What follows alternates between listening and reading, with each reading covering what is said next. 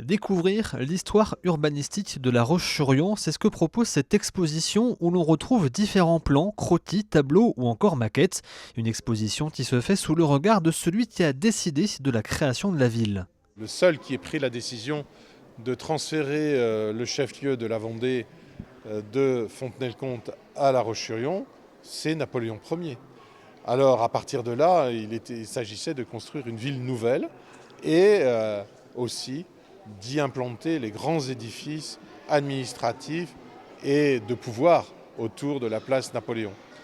La statue équestre que nous découvrons aujourd'hui sous différentes facettes permet de connaître l'évolution justement de l'histoire de la ville de La Roche-sur-Yon. Au fil de leur déambulation, les visiteurs découvrent notamment l'histoire de la place Napoléon et de sa célèbre statue de l'empereur, une place centrale, lieu de vie, de rassemblement et de pouvoir qui aurait pu être radicalement différente. On a une histoire assez importante pour cette place Napoléon qui commence au 19e siècle.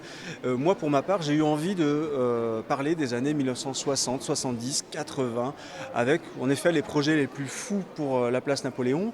Imaginez deux grandes barres d'immeubles construites en 1972 sur la place, destinées à accueillir des commerces, des services, etc.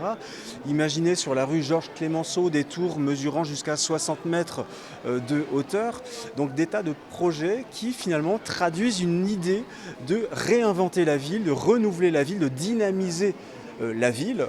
Et c'est ce qui mène finalement en finalité au projet tel qu'on le connaît de la place Napoléon réalisé en 2013.